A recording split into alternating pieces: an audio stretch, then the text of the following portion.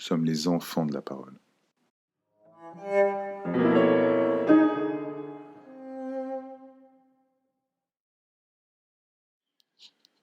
Dans cette séance, je vais essayer de parler du Père.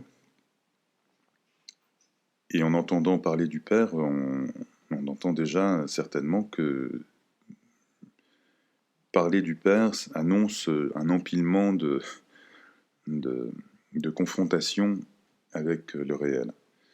Avec le réel dans certaines de ces manifestations qui sont l'impossible à dire en l'occurrence, des impossibles logiques.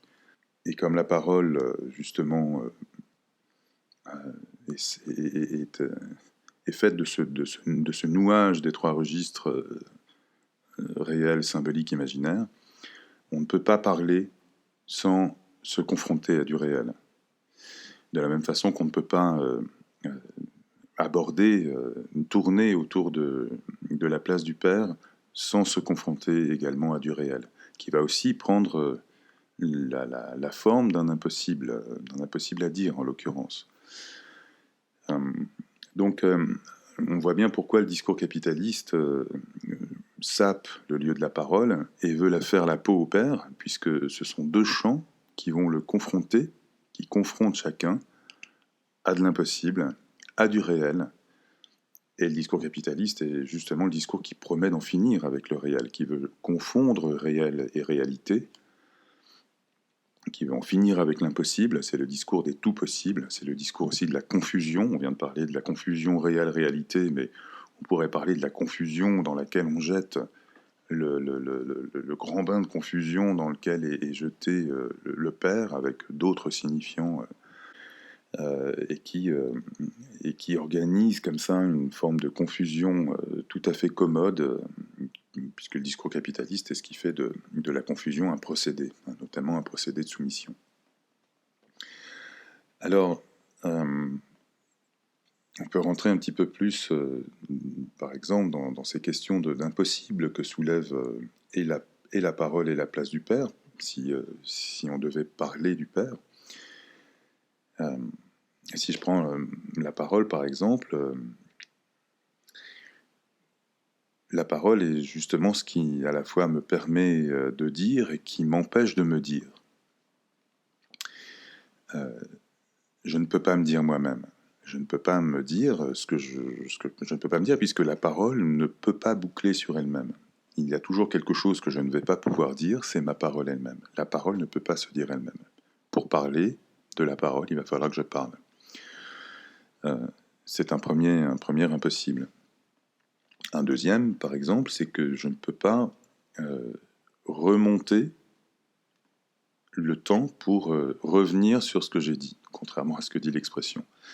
Je ne peux pas revenir sur mon dire, je peux revenir sur mon dit, éventuellement, c'est-à-dire sur mes énoncés, mais revenir sur l'acte de dire, c'est impossible. Un acte se reconnaît à ses conséquences. Et vouloir revenir sur ce que j'ai dit est déjà une conséquence de mon dire.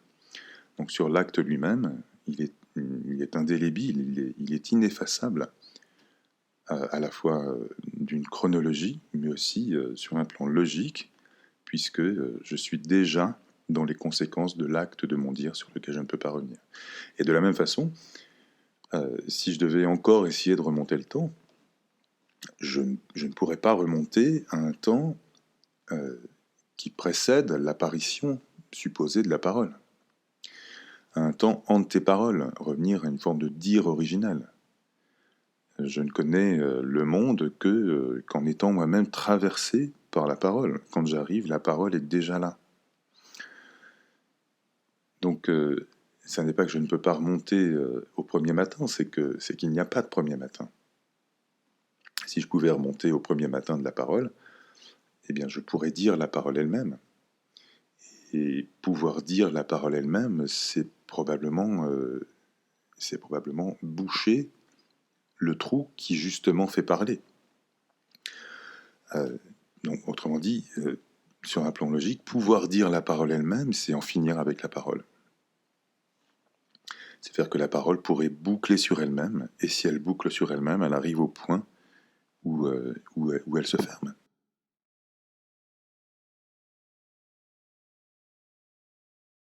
Pour ce qu'il en est du père, des impossibles à l'endroit du père, on va rencontrer les mêmes impasses. Je ne peux pas parler du père depuis une autre place que la mienne, qui est déjà une place qui est engendrée par quelque chose de l'ordre du père. C'est-à-dire que la place depuis laquelle je parle, que je sois père ou pas, la place depuis laquelle je parle est au minimum une place de fils. Donc c'est quelque chose qui est déjà produit par du père. Je ne pourrais pas parler depuis une autre place. Donc il va falloir que je parle avec cette limite que pose la parole de ne pas pouvoir boucler sur elle-même. Et en plus, il va falloir que je parle de quelque chose dans lequel je suis déjà pris, dont je suis déjà le produit, en tant que fils. Et puis, si je dois remonter, là aussi, sur un plan chronologique, si je dois remonter dans ma généalogie, je vais remonter à un père qui aura lui-même été fils, pour lequel il y aura aussi eu du père. Il n'y a de père qu'ayant été fils, c'est bien que je ne vais pas pouvoir remonter à un père qui, lui, n'aurait pas été fils. Et ce père-là, c'est le père, c'est le Urvater que Freud fait apparaître, le père originel, qui justement n'est pas un père, qui ne va être père qu'à partir du moment où certains vont se dire ses fils.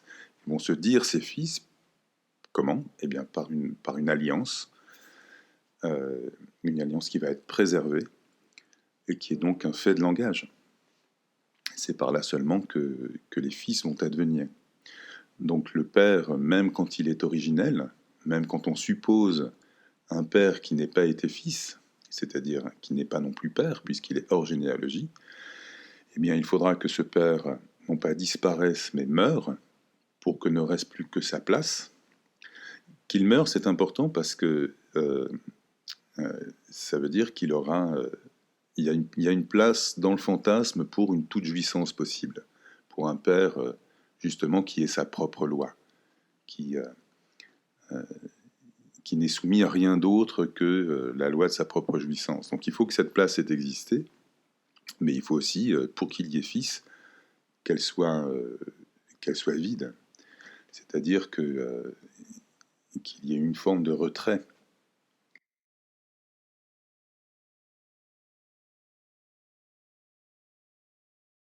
Alors comment peut-on être mort depuis toujours? C'est encore une autre question.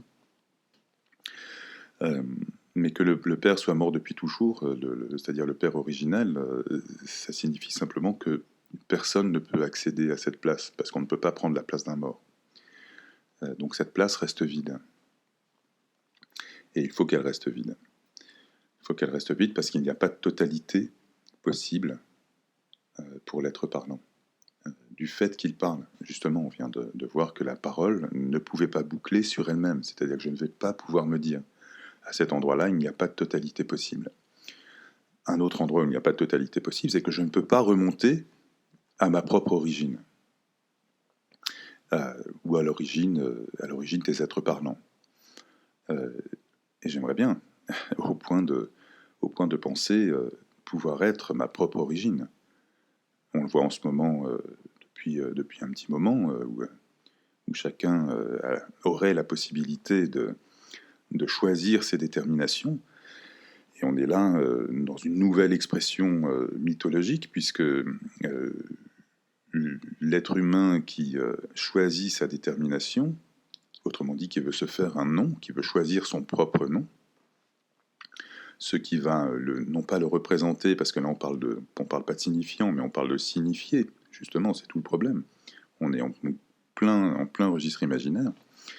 Le signifié qui va le dire, alors que la psychanalyse pose qu'on est seulement représenté par des signifiants, puisqu'on justement on ne peut pas se dire nous-mêmes. Et cette mythologie, celle de l'humain qui pense pouvoir non seulement accéder à sa propre origine, mais être lui-même sa propre origine, dont on vient de voir qu'elle est le privilège d'un père originel supposé, qui n'a jamais existé, qui est une supposition logique, eh bien, cette ambition, elle est vieille comme l'humanité. Elle a toujours fait l'objet de mythes, d'ailleurs. On pense au mythe de Babel, immédiatement, où les hommes veulent se faire un nom. Ils veulent être l'auteur de leur propre détermination. Autrement dit, ils veulent être leur propre origine. Et ce mythe accompagne l'humanité depuis qu'il y a humanité, puisqu'il répond, sur un plan imaginaire, à une forme de carence sur le plan symbolique et réel, qui est tout simplement la carence constitutive de notre humanité, la condition de notre humanité. Et condition dans les deux termes, dans les deux sens. Condition humaine, c'est notre lot, et condition de notre humanisation.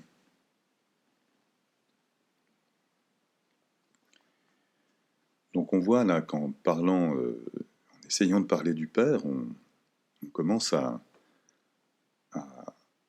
combiner les impossibles à l'endroit de la parole et à la place du Père.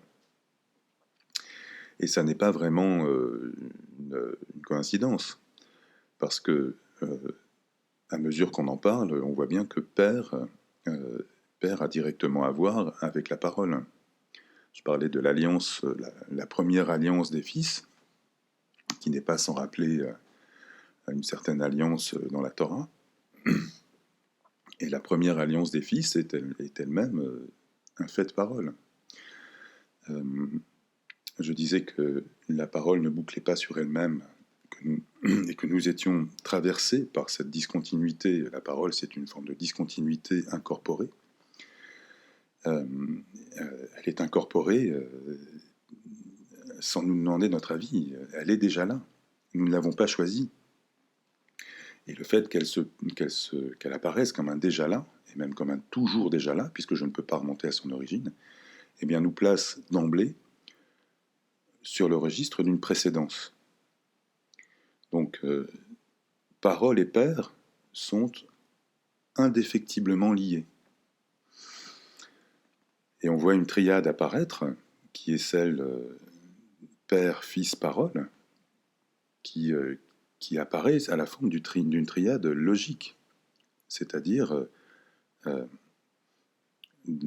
réseau de relations qui est imposé par le fait même qu'il y ait langage. Le logos, c'est donc ce qui nous impose des lois. Ce sont les lois du signifiant. Et on est en train de voir qu'il est, de voir à nouveau, parce qu'on ne cesse pas de passer par là, il est organisé autour d'un trou. D'un trou, c'est-à-dire, ça n'est pas un défaut dans un tissu, hein. C'est un endroit où il n'y a pas de tissu. C'est un endroit où il n'y a pas de tissu, autour duquel s'organisent les mailles. Et c'est ce trou qui fait la loi. C'est de ce trou, autour de ce trou, on peut dire que s'organise la loi du logos, les lois du logos qui nous gouvernent. Les Grecs avaient 3 mots pour dire la parole. Il y avait effectivement le logos, et puis l'épos et le mutos. Et on pourrait articuler les choses de cette façon en disant que le logos impose quelque chose, une discontinuité notamment, le fait qu'il y a un signifiant qui manque, au moins un signifiant qui manque, qui est celui de mon éprouvé, et tout ce que je vais dire ne pourra être que conséquence de mon éprouvé, mais mon éprouvé lui-même, aucun signifiant ne va pouvoir le dire. C'est une des façons de dire que la parole ne peut pas boucler sur elle-même, ou qu'il n'y a pas de métalangage, il n'y a pas de langage pour parler du langage, puisque le langage suppose que je sois traversé par du signifiant, et de cette traversée, je ne pourrais dire qu'une conséquence.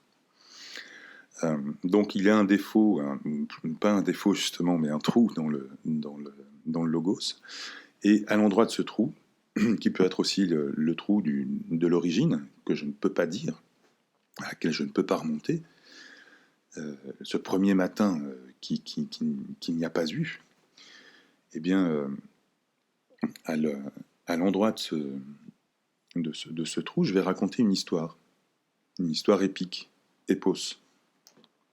Et cette histoire va prendre valeur d'une parole originelle, justement. La parole originelle, c'est une supposition qui ferait entendre qu'il y a quand même eu d'abord la parole. C'est-à-dire que la parole est effectivement déjà là. Et cette parole originelle, c'est le mythos, c'est le mythe lui-même.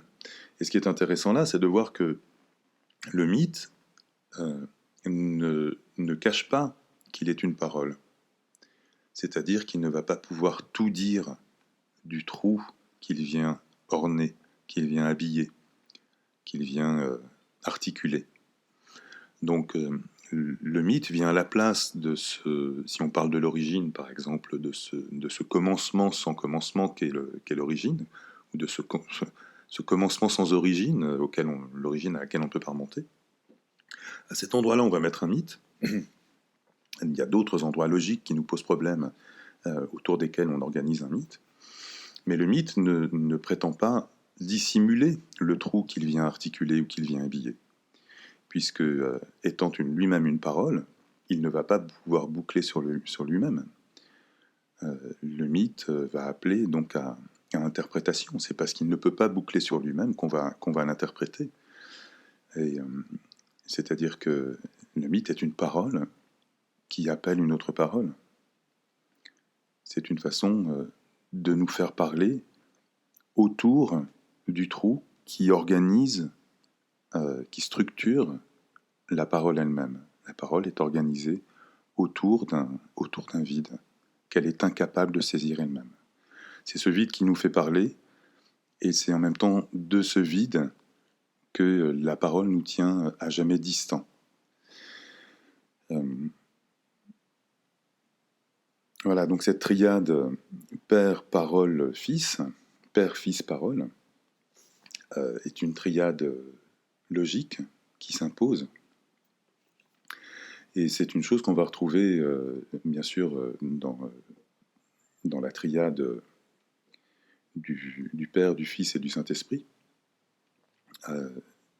Mais les théologiens sont d'abord de fins logiciens, donc il n'est absolument pas étonnant de voir qu'on passe non seulement à proximité, mais vraiment j'allais dire au travers de cette triade chrétienne, sur laquelle on ne peut pas s'attarder. On est simplement en train de passer au travers, parce que je pense en le disant, une façon plus immédiate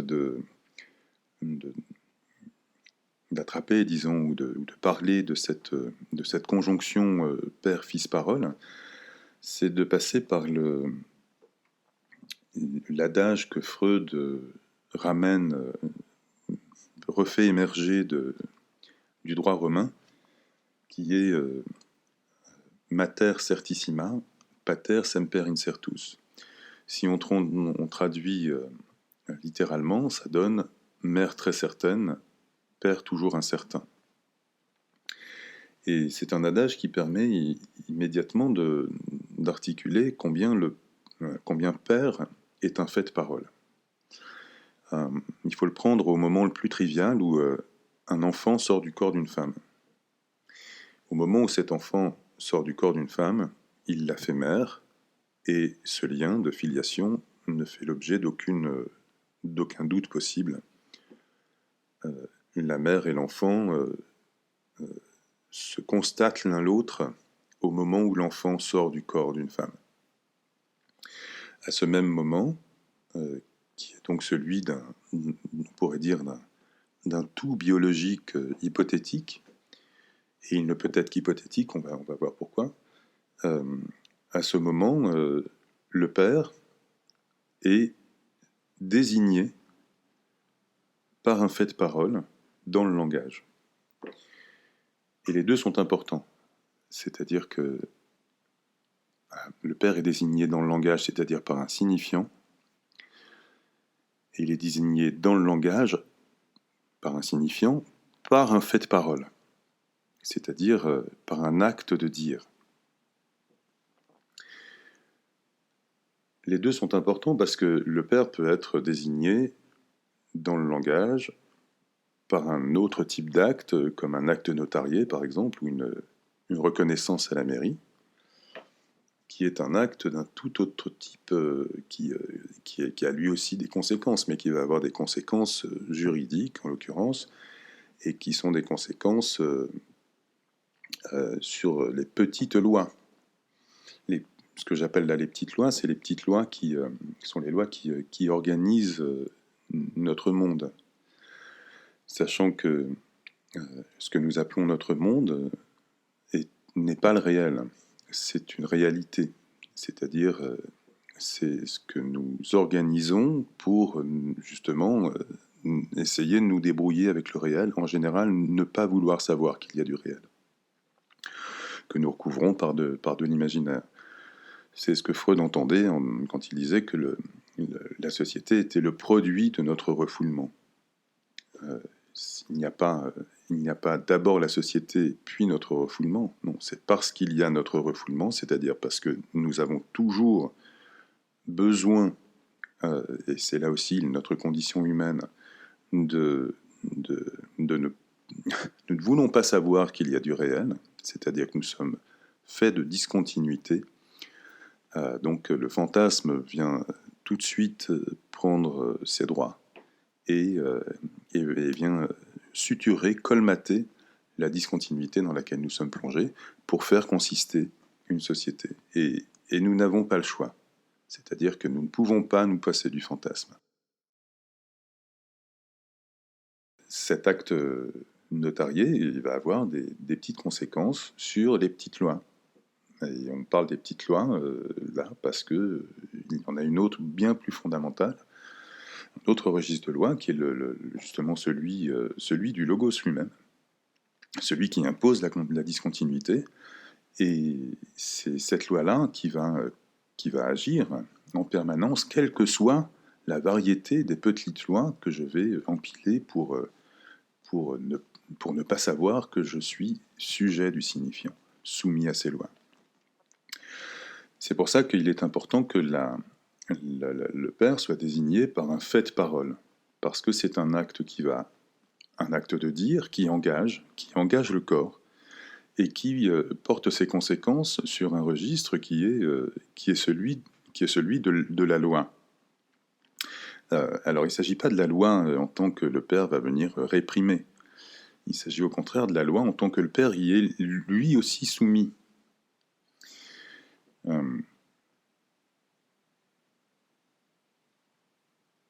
Pour l'attraper, ça on peut commencer par dire peut-être que le Père soit désigné par un signifiant par la parole, c'est bien sûr par la parole de la mère. C'est dans la parole de la mère qu'une qualité particulière va s'entendre, va se donner à entendre.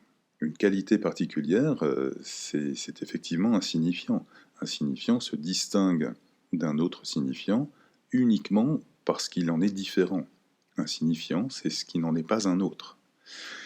Et ce signifiant qui va se donner à entendre dans la parole de la mère, et par la parole de la mère, et comme on sait que le signifiant ne peut pas boucler sur lui-même, parce que la parole ne peut pas se dire elle-même, dès qu'on dit par la parole, on dit aussi dans la parole, ça va ensemble. Mais ce signifiant qui apparaît, cette qualité particulière qui apparaît dans la parole de la mère, elle a d'abord la particularité d'être nouvelle, d'être différente, d'être étrangère à ce qui circule déjà entre la mère et l'enfant. Et quand je dis déjà, on pourrait dire à ce qui circule toujours déjà, puisque quand un enfant arrive, la parole est déjà là. Et c'est un aspect là fondamental si on veut essayer de parler du Père, c'est que en désignant le Père à l'endroit de la parole, par la parole, dans le langage par la parole, Père devient ce signifiant étranger, ambassadeur des lois de la parole, c'est-à-dire cet ailleurs qui polarise nouvellement le désir de la mère. Mais ce faisant, reconnaissant à la parole cette possibilité de métaphorisation, de symbolisation d'abord, de métaphorisation ensuite. La mère se reconnaît elle-même déjà prise dans quelque chose qui est de l'ordre de la parole, c'est-à-dire qu'elle se reconnaît elle-même sujet du signifiant, à son insu. Il ne s'agit pas de faire une déclaration de reconnaissance de quoi que ce soit. C'est que le fait même de parler et que ce signifiant que Lacan va appeler nom du Père, qui n'est pas un signifiant, ça n'est pas un mot spécial, c'est une qualité qui va pouvoir être perçue dans la parole de la mère. C'est pour ça que Lacan dira finalement il y a des noms du Père, puisque c'est vraiment une question de qualité de ce qui se donne à entendre dans la parole de la mère, à savoir que un ailleurs, dans la parole, par la parole, du fait qu'elle parle, un ailleurs dans le langage polarise autrement son désir que ce qui circule entre elle et son enfant.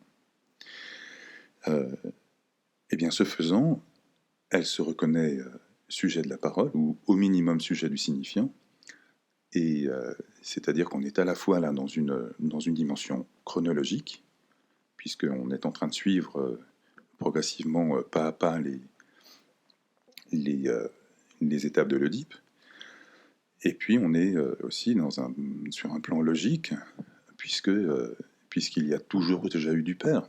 C'est-à-dire que le nom, ce signifiant nom du Père qui apparaît dans la parole de la mère, est quelque chose qui est apparu pour la mère alors qu'elle était fille. Et c'est un signifiant qui a toujours déjà été là, qui colle au basket de l'humanité, qui fait notre humanité.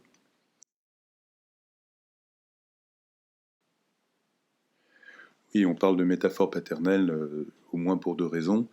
La première, sans que ce soit une première par ordre chronologique, c'est la première dont on peut parler, c'est que le nom du Père, cette qualité, cet ailleurs dans la parole de la mère, qui va être étranger à ce qui circule entre la mère et l'enfant, va venir polariser nouvellement le désir de la mère, et par voie de conséquence le désir de l'enfant, parce qu'il va venir se substituer à quelque chose qui existe déjà, qui existe toujours déjà entre la mère et l'enfant, que la psychanalyse appelle le phallus, qui se définit par justement ce qui n'est pas là, et qui va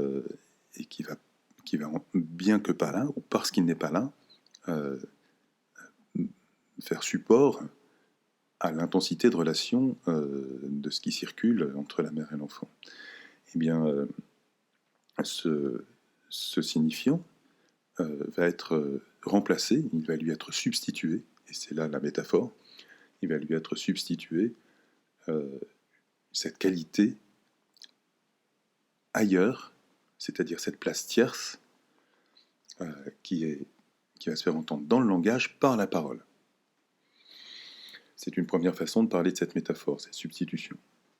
Et puis une deuxième façon de parler de cette métaphore paternelle, et elle est tout aussi fondamentale, et elle aussi, elle répond à une course chronologique dans les temps de l'Oedipe, parce que l'Oedipe est ce que Lacan reformule, notamment par le biais de la métaphore paternelle, en considérant que nous sommes captifs, trop captifs des figures imaginaires de l'Oedipe, couché avec sa mère, tué avec son père, etc. On voit bien que ça n'est pas de ça qu'il s'agit. Justement, là, le mythe, les images du mythe ont pris le pas sur la fonction du mythe lui-même.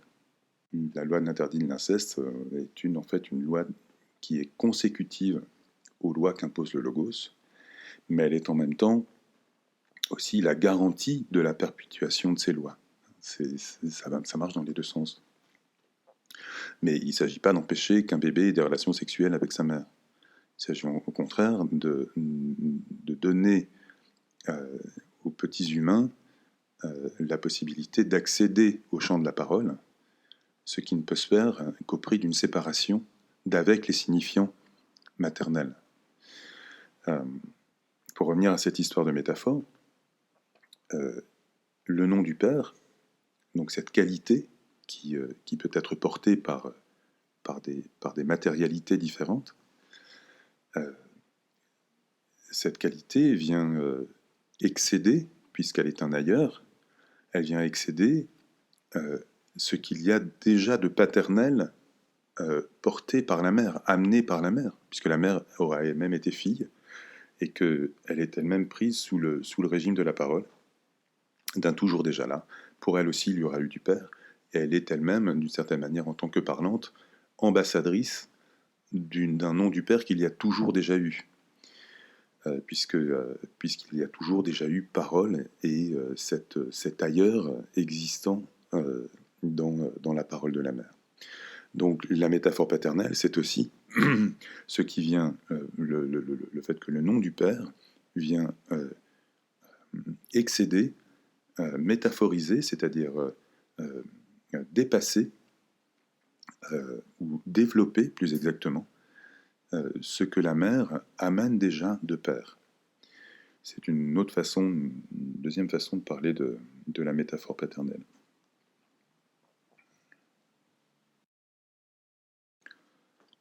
Ce qu'on voit apparaître peut-être là, c'est que Père est donc ce qui vient conjoindre la loi au désir. La loi, c'est la loi du signifiant. C'est la loi à laquelle le logos nous soumet.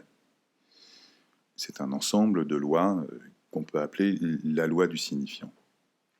Ce sont des lois logiques qui ne nous demandent pas notre avis, que nous subissons à notre insu, dont nous sommes les produits. Le désir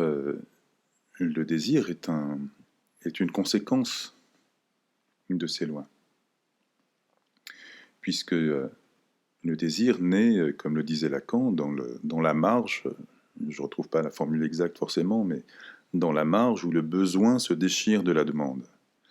Le besoin, il est organique, il est biologique, et il va tout de suite être médiatisé par du signifiant, puisque le signifiant est déjà là. Comme le disait Lacan, le symbole est là.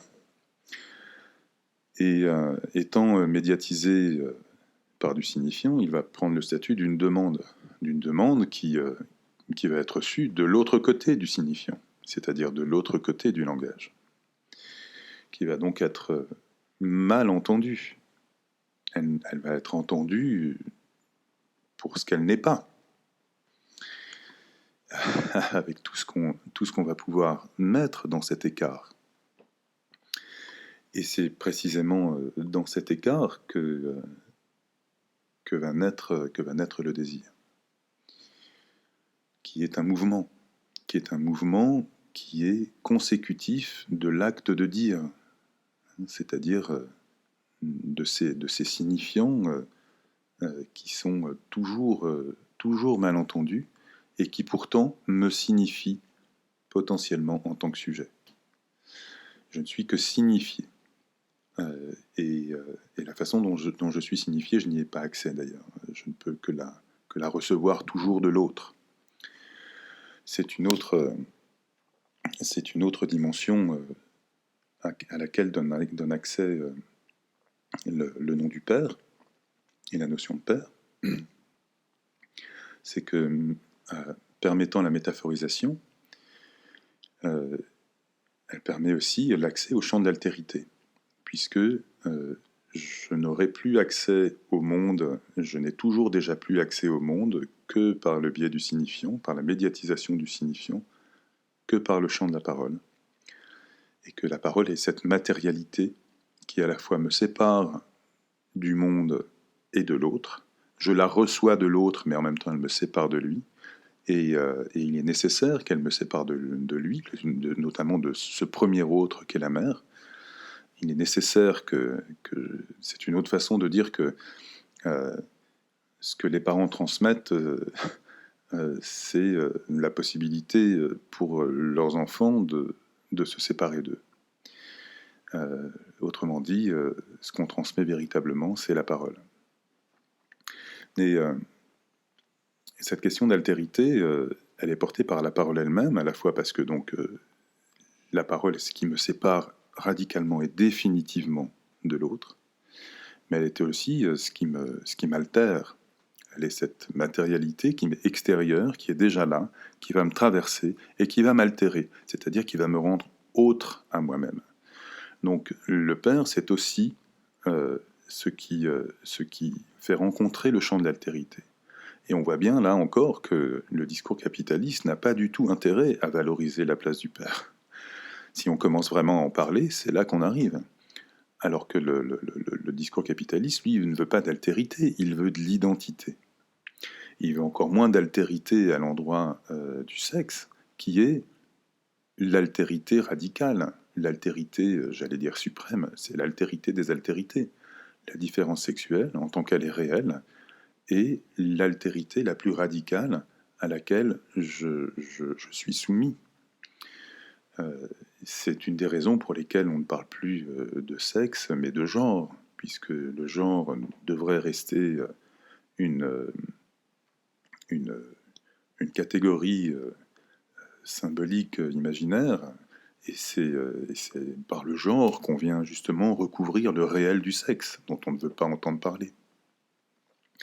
Donc on voit que Père introduit aussi au champ de l'altérité.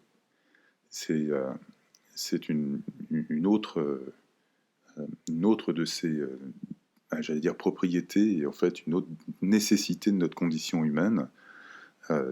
Après la précédence, on peut dire que c'est cette dimension de l'altérité. On est aussi passé par la loi. Le Père, c'est aussi ce qui conjoint la loi et le désir. Et il conjoint la loi et le désir en tant qu'il est soumis à lui-même à la loi. C'est de cela que l'ambassadeur Père imaginaire va être garant. Le Père imaginaire, c'est le Père qui arrive dans la pièce, dans tous les sens du terme. C'est le Père qui... le Pierre, peut-être aussi. Le Père qui va justement supporter la fonction paternelle, dans tous les sens du terme. C'est-à-dire qu'il va être l'ambassadeur de la loi, c'est-à-dire de la loi du signifiant, dont il est le produit. Ça veut dire qu'il en est à la fois l'ambassadeur et qu'il s'y reconnaît lui-même soumis. Donc il va être à la fois... il va devoir à la fois incarner la loi et en même temps en incarner les conséquences. Les conséquences du fait d'y être soumis, c'est-à-dire d'être carent. Et là, on trouve une autre impasse. C'est que nous ne voulons pas savoir qu'il y a de la carence à l'endroit du Père. Parce que nous ne voulons pas savoir que nous sommes les sujets de la parole, et que le Père est seulement un fait de parole, c'est-à-dire qu'il est un fait symbolique, là où la mère aurait tendance à être considérée comme du tout biologique, de la totalité. Le Père ne cesse de nous rappeler qu'il n'y a pas de totalité pour l'être humain. Donc voilà, là on commence à parler du Père, et on voit bien pourquoi ça n'intéresse pas du tout le discours dominant de se lancer dans ce type de chant. Le Père étant justement ce qui vient révéler notre soumission au chant de la parole. Ce statut de sujet de la parole, c'est ce que nous devons gagner. C'est ce qui marque notamment le troisième temps de l'Oedipe, mais aussi un temps logique de l'expérience analytique, où il s'agit de se reconnaître sujet de la parole pour découvrir sa propre parole, c'est-à-dire la façon dont nous sommes traversés par cette matérialité sensible qui nous précède. Nous sommes les enfants de la parole.